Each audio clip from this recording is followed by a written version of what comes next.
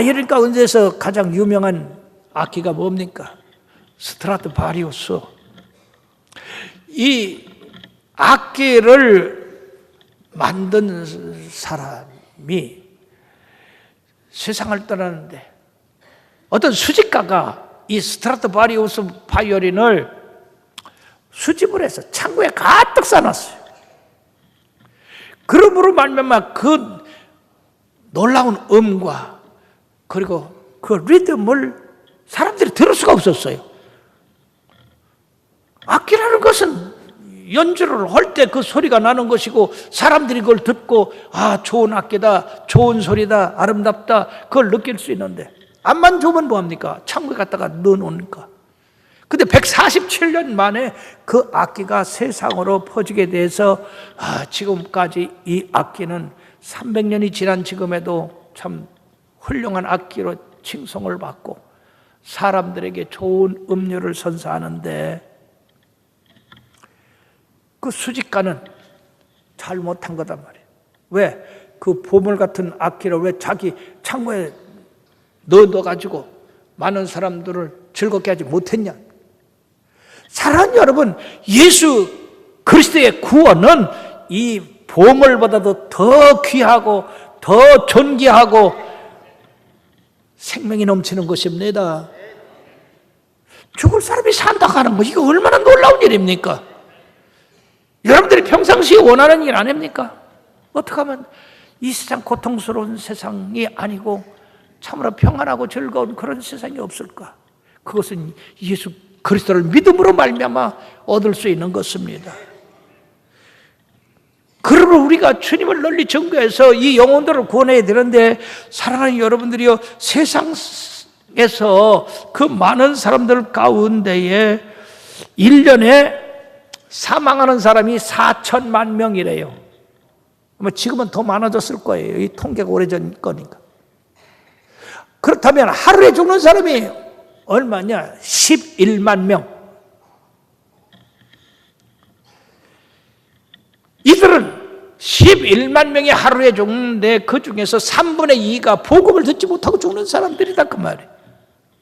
자, 그렇다고 안다면 복음을 듣지 못하고 그냥 죽었다. 그러면 복음을 알고 우리들이 그 말씀대로 살아가는 우리들이 그들에게 복음을 전하지 않은 그 죄, 그거는 어떻게 하느냐는 말이죠.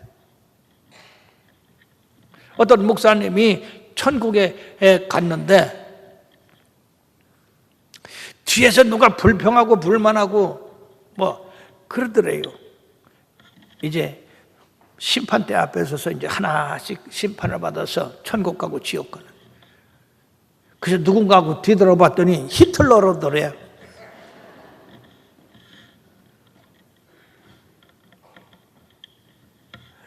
그와 동시에 자기 마음에 깨달아지는 것이 뭐냐? 네가 히틀러에 대항해서 8년간 옥고를 치렀는데 네가 반대만 하고 나쁘다고만 했지 히틀러를 변화시키기 위해서 복음을 전해봤냐? 성령님께서 그런 깨달음을 주시더라요. 그때 땅을 치고 회개하고. 사랑하는 여러분, 그렇죠. 우리는 불만하고 불평하고 평가하고 뭐 그렇게 하기를 하더라도 실질적으로 복음을 전가한 일은 얼마나 되느냐는 얘기죠. 여러분들이 전화 통해서 하루 종일 지키려는 그 가운데서 복음을 전하는 그 시간이 얼마나 되느냐는 얘기죠. 주님 앞에 우리가 부끄러운 것밖에 없습니다. 이 시간 이후부터 여러분들이요, 복음을 증거하는 증인들이 되시길 주의 이름으로 축원합니다. 그렇다고 한다면 어떻게 그리스도의 증인이 되는 삶을 살 수 있을까? 어떻게 주님이 이루신 그 큰 능력을 행하실 수 있을까? 인간의 힘으로는 할 수가 없습니다. 더군다나 이들은 갈릴리 어부들이에요. 그저 막연하게 주님 따라다녔던 사람들입니다. 관리들이 보면 다리가 떨리는 사람들이. 그래서 주님이 부활하셨는데도 불구하고 문을 꼭꼭 걸어 잠그고 숨도 못 쉬고 있었지 않습니까? 그런 사람들이 어떻게 예루살렘과 온 유대와 사마리아 땅 끝까지 이르러 주의 증인 되겠습니까? 주님께서는요, 지혜로우신 분이에요. 명철하신 분입니다. 억지가 아니에요. 주님이 그렇게 말씀하실 때는 반드시 사명을 주실 때는 사명을 이루어 나갈 수 있는 능력까지도 주신다고 하는 것이에요. 그냥 무대뽀를 하라고 안 합니다. 그것이 뭡니까? 이 49절 말씀에 바로 볼지어다 내가 아버지께 약속하신 것을 너희에게 보내리니 너희는 위로부터 능력으로 입혀질 때까지 이 성에 머물러라. 즉 약속하신 성령, 지금 약속하신 것이 아니라 먼저부터 우리 예수님이 살아서부터 요한복음 14장에서부터 16장까지 보면 계속해서 이 보혜사 성령을 보내주겠고 그 성령이 너희들에게 임할 것이고 성령이 임하시면 성령이 우리들을 가르치시고 깨우치시고 생각나게 하시고 능력을 주셔서 하나님의 일을 하게 하신다고 말씀하셨는데 바로 사도행전 1장 4절 말씀에도 바로 주님께서 이 몇 날이 못해요 약속한 성령을 줄 테니까 예루살렘을 떠나지 말고 내가 너희들에게 들은 바 아버지께서 약속하신 것을 기다리라고 그렇게 말씀했어요. 이건 약속하신 것이다 말이에요. 약속은 반드시 실행이 됩니다. 성경의 모든 말씀 가운데 많은 약속이 있어요. 여러분들이 그 말씀을 믿고 나가면 그 말씀대로 이루어진다는 것입니다. 가난한 사람이 있습니까? 11조 생활 잘하세요. 하늘 문을 열고 쌓을 곳이 없도록 복을 주신대요. 병든 사람이 있습니까? 열심히 주님 앞에 시간 들이십시오. 기쁨이 없는 사람이 있습니까? 주님을 사랑하십시오. 기쁨이 있을 것입니다. 그 약속은 예수님이 하늘로 승천하신 후에 아버지께 구해서 너희들에게 보내주겠으니 예루살렘을 떠나지 말고 그 약속하신 것을 기다라고 말씀하셨습니다. 요한복음 16장 7절에 보면은 예수님이 떠나가는 것이 더 좋다고 했어요. 그러나 내가 너희에게 실상을 말하노니 내가 떠나가는 것이 너희에게 유익이라. 내가 떠나가지 아니하면 보혜사가 너희에게로 오시지 아니할 것이요 가면 내가 그를 너희에게로 보낸다. 그래서 오늘날 성령 시대가 되는 거예요. 이 성령 세례는 요한의 물 세례와 구별이 되는데 요한의 물 세례는 외적인 그런 죄 씻음을 받았다고 하는 표시지만은 이 성령 세례는 하나님이 능력을 부어주셔서 그리스도의 증인으로 살게 하셨다고 하는 것입니다. 그러므로 사도행전 1장 8절에 뭐라고 했습니까? 오직 성령이 너에게 임하시면 너희가 권능을 받고 예루살렘과 온 유대와 사마리아와 땅끝까지 내 증인이 되라고 했습니다. 주님이 주님의 증인 삼으시면서 이런 능력 안 주고 어떻게 증인이 된단 말이에요. 실질적으로 초대교회에 얼마나 많은 핍박이 있었습니까? 그런 핍박에도 불구하고 제자들이 그것을 이겨나갈 수 있는 것은 바로 성령이 그 안에 계셨기 때문에 그들이 그런 일을 당해도 기쁨으로 복음을 전했습니다. 이렇게 모든 성경을 깨닫게 하시고 주님의 그 부활과 살아계심이 성경 약속대로고 그리고 계속해서 그 약속은 제자들에게 이루어질 것을 말씀하신 후에 500여 명이 보는 가운데서 주님께서 축사를 하셨습니다. 그들을 축복하시는 가운데 들려 올라갔다고 했습니다. 그러면 여러분들의 이 마지막 축복이 무엇이겠습니까? 잘 먹고 잘 입고 잘 살고 그런 것이겠습니까? 그들이 당할 핍박과 어려움 가운데 하나님의 보호하심과 그리고 능력 행하심과 그리고 주님이 가르쳐준 그 사랑을 베풀어서 효과적으로 복음을 증거해서 하나님의 뜻을 이 땅에 이루는 것이 아니었겠습니까? 그리고 사랑하는 여러분, 우리가 먹고 쓰고 입고 하는 그것에서 뭔가 우리의 기도가 좀 더 업그레이드 돼야 됩니다. 좀 더 높은 차원으로 올라가야 돼요. 즉 그런 높은 차원은 하나님의 뜻과 하나님의 일을 이 땅에 이루는 것이 먼저 돼야 된다 하는 것입니다. 주님이 이처럼 축복하실 때 쫙 하늘로 올라갔어요. 여러분들, 이 작은 깃털 하나도 우리가 날려 보내면 땅에 떨어지는데 세상에 어떻게 이 육체의 몸을 가지고 부활하신 예수님이 하늘로 올라갔습니까? 그러므로 부활체는 우리가 상상한 이상의 신령한 몸이 되는 것을 믿으시길 바랍니다. 놀라서 말이요, 하늘을 쳐다봤어요. 얼마나 놀라갔습니까? 그때 두 천사가 나타나서 갈릴리 사람들아, 어째서 하늘을 쳐다보느냐? 너희 앞에서 들려 올라가신 그 주님은 올라가신 그대로 다시 오시리라. 사랑하는 여러분, 지금까지 모든 성경 역사가 다 착착착착 이루어졌어요. 근데 이거 하나만 남았습니다. 하늘로 올라가신 그 예수님은 본대로 구름을 타고 오시라고 그랬어요. 계시록 1장 7절의 말씀에 보면 볼지어다 그가 구름을 타고 오시리라. 각 사람의 눈이 그를 보겠고 그를 찌른 자들도 볼 것이요 땅에 있는 모든 족속이 그로 말미암아 애곡하리니 그러하리라. 아멘. 사랑하는 여러분, 예수님이 다시 이 땅에 재림해 오실 때 그때는 모든 사람들이 다 본다고 그래요. 근데 문제는 주님을 사랑했던 백성들, 성도들은 변화되어서 새로운 몸을 입지만 거역하고 핍박하고 욕하고 거짓말하고 한 그런 사람들은 그때 심판을 받아요.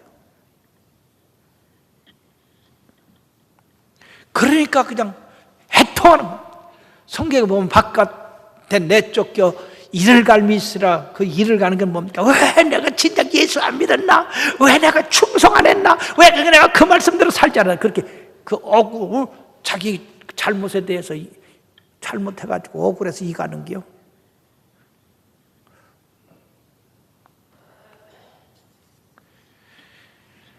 그러면 제자들이 그 말씀을 담고 예루살렘에 돌아와서 마가다락방에서 열흘간 전혀 기도에 힘썼습니다.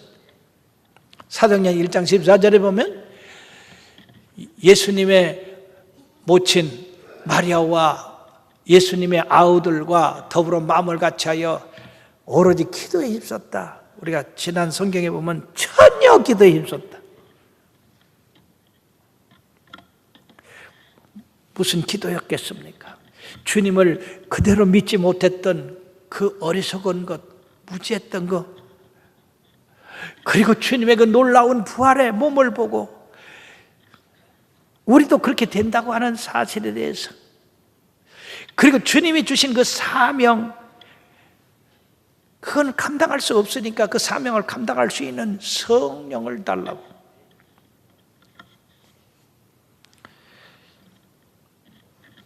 그렇게 간절히 기도할 때 오순절 날이 이름에 저에게 앉은 그 모든 집안에 성령의 바람이 불고 성령의 불이 임해서 그들이 다 방언하고 예언하는 그런 역사가 일어나게 됐습니다. 바로 이들은 주님의 약속대로 능력을 입은 사람들이 되었습니다. 근데 여기 놀라운 것은 말이에요, 주님이 이렇게 부활하실 때 고린도서 15장에 말씀에 보면은요, 그때 한 500여 명이 있었다고 그랬어요. 그때 마가다락방에서 열흘간 기도한 사람들은 120명밖에 없어요. 380명 어디 갔냐? 그들은 보긴 보고 듣긴 듣고, 그래서 마음에 기쁘다 그렇겠지만은 실질적으로 주님의 약속대로 성령 받는데 기도하는 것은 안 했다 그 말이에요. 그러게 여러분들이요, 그냥 보고 듣고 감탄만 하지 마시고 실질적으로 복음이 여러분들과 함께하는 역사가 일어나게 되기를 바랍니다. 그렇다고 볼 때 여러분들 그때서부터 나가서 전도를 하니까 3,000명, 5,000명, 수만 명이 회개하고 들어왔어요. 가슴을 치면서 어찌할꼬 형제들아 우리가 어찌할꼬. 그래서 베드로가 그랬습니다. 주 예수 이름으로 침례를 받고 그리고 회개하여 새 사람이 되라. 그러면 구원을 받는다. 그래서 예루살렘으로 말미암아 이런 성령의 임하심으로 폭발적인 그런 교회 부흥이 일어나게 됐고, 그 성령의 인도를 받은 사람들이 계속 동서남북으로 퍼져서 복음을 증거함으로 오늘날 우리에까지 왔는데, 여러분 그 12사도들, 나중에 마띠아도 이렇게 뽑혔습니다만은 12사도들이 주님의 복음 증거하다 다 순교했다고 그랬어요.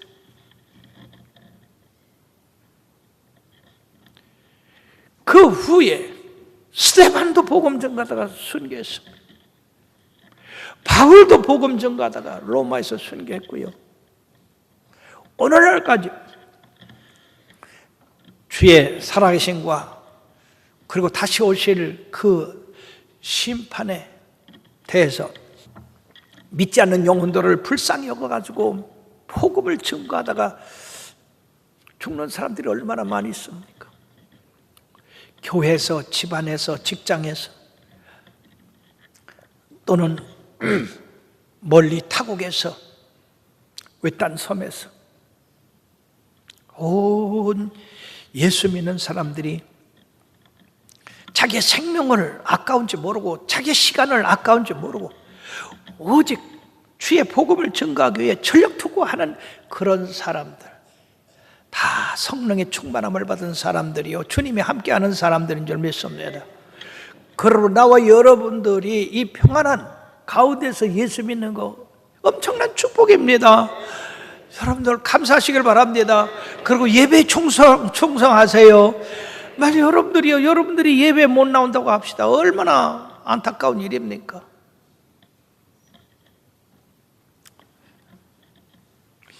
그래서 예수 믿고 성령 받으면, 복음을 전도하지 않으면 견딜 수가 없는 거예요. 황해도 신천 장계교회라고 하는 데에 오명신 집사님이라고 하는 분이 있습니다. 이분이 일찍이 예수 믿고 성령 받아서 얼마나 감사한지. 그래가지고 그때서부터 남편 위해서 기도를 하는 겁니다. 이 남편은 술 주정꾼에다가 폭행을 일삼고 아주 막무가내인 사람입니다. 두드러 맞으면서도 주여 우리 남편 불쌍히 여기셔서 예수 믿게 하옵소서. 교회만 갔다 오면 뭐 난리가 나는 거예요. 두드러 패는 건 절로 가고 성경을 찢어버리고 욕을 바가지로 하고 아주 못된 남편. 근데 어느 날 그 교회에서 부흥회가 열렸습니다. 남편이 술을 잔뜩 먹고 집에 돌아와 보니까 부인이 없어. 이게 틀림없이 부흥회 갔구나. 그래가지고 내가 그냥 요번에는 박살을 낸다고 그냥 가가지고요. 그 옛날 교회는 어둠침침 하잖아요, 그죠? 그래 보니까 자기 부인 같은 사람이 뒤에 앉았어. 그래가지고 뒤로 가가지고 그냥 머리채를 끌고 나와가지고 마당에다가 몇 때리고 그냥 발로 차고 그냥 욕을 하고 그냥 집 밟는데, 아니 비명을 질르는데 비명 소리가 자기 부인 비명 소리가 아니요. 그래서 얘 눈을 뜨고 보니까 이런 세상에 그 머리채를 자꾸 끌려 나온 사람이 면장 부인이요.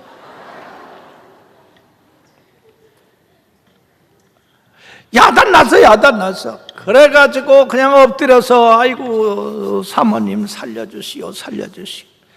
그러니 말이야, 이 면장 부인은 얼마나 황당하겠어, 그지?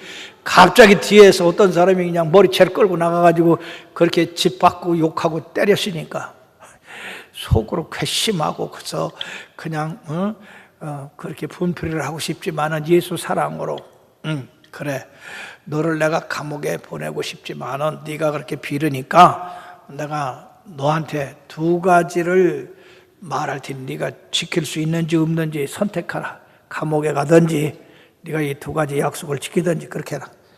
뭐든지 말씀하소서. 그냥 뭐 지키겠나이다. 첫째, 네 부인 오집사 왜 이렇게 핍박하냐? 예수 잘 믿게 내비둬라. 그럴 수 있냐? 예.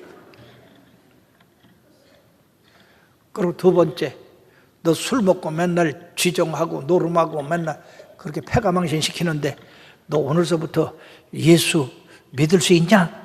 아이고 그러면요. 그래가지고 면장부인 두드러 패고 이 사람이 감옥에 갈 거 용서해 주는 바람에 부인 예수 잘 믿게 하고 자기도 변화돼서 새 사람 되고 할렐루야.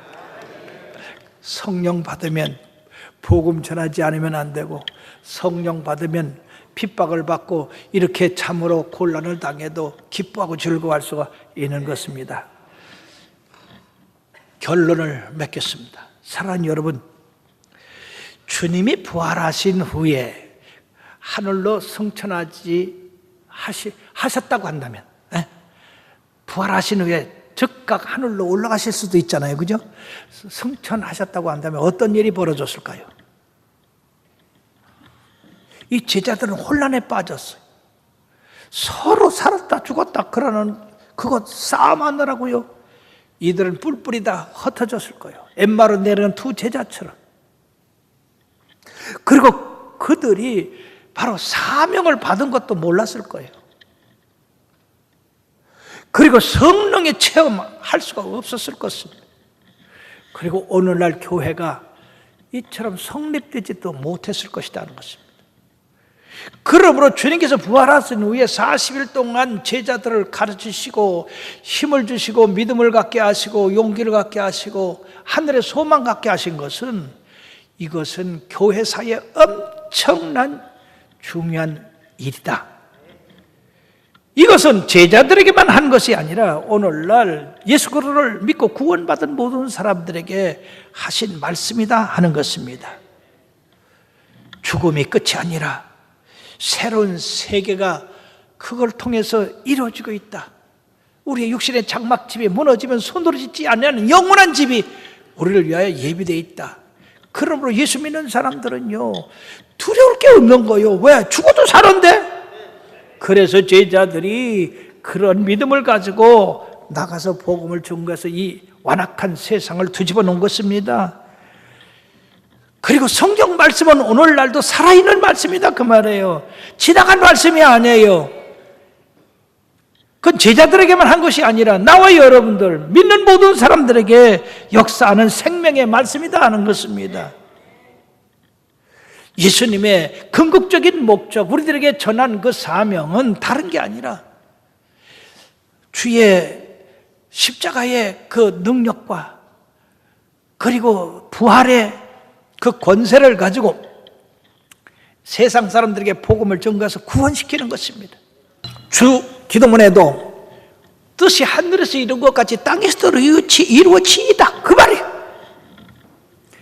주님은 이 일을 위해서 세상에 오셨고 고난받으셨고 장사되셨고 3일 만에 부활하신 것입니다. 제자들이 두루나가서 전파할 때 꼭 주님의 죽으셨다가 살아나신 것을 증거했어요.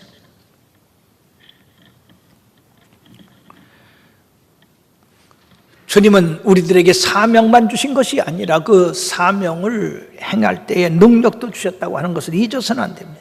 그러니까 여러분들이 주님 말씀대로 살아가는 걸 두려워하지 마십시오. 주님이 세상 끝날까지 함께 하신다는데 뭐가 두려울 게 있어요? 그러므로 살아계신 부활의 주님의 증인들로서의 생을 살아가는데 여러분들이 최선을 다하시기를 바라서 오늘 이 말씀 드렸습니다.